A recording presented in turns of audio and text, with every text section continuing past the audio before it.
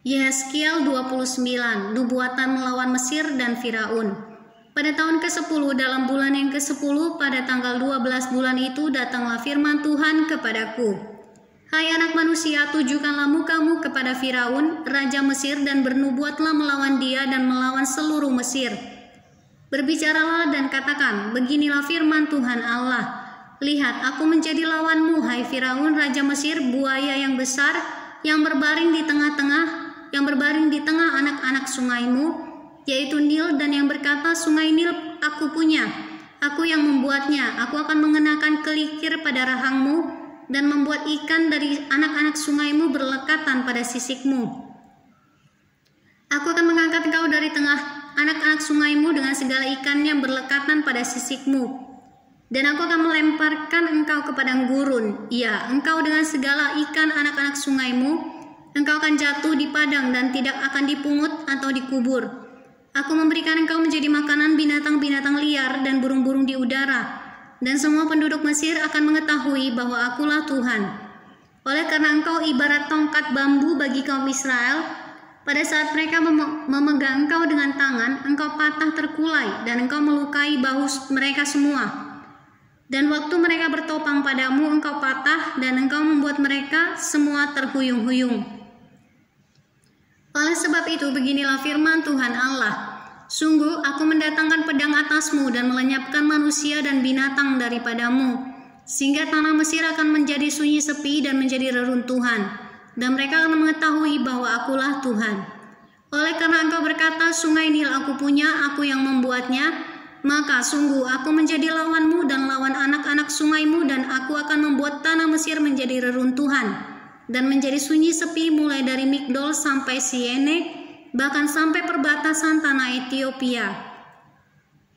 Tidak seorang manusia pun akan melintasinya, bahkan seekor binatang pun tidak, dan tanah itu tidak akan didiami selama 40 tahun.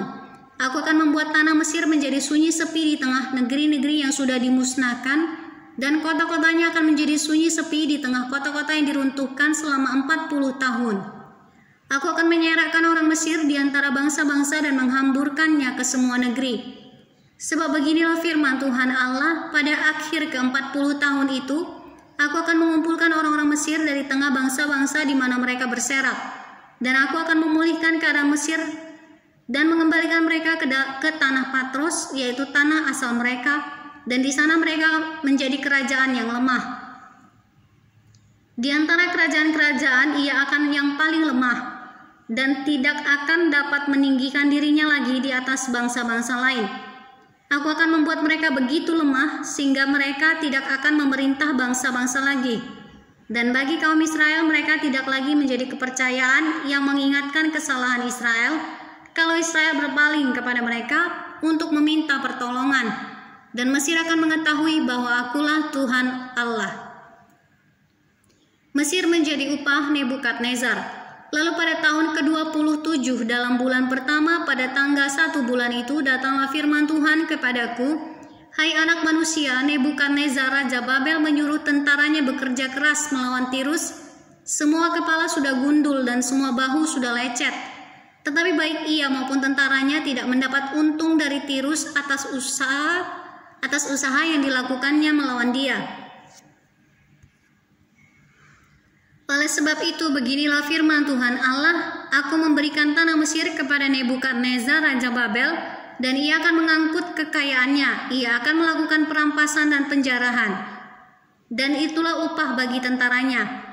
Aku akan memberikan kepadanya tanah Mesir sebagai pahala atas pekerjaan yang dilakukannya, sebab mereka sudah bekerja bagiku. Demikianlah firman Tuhan Allah.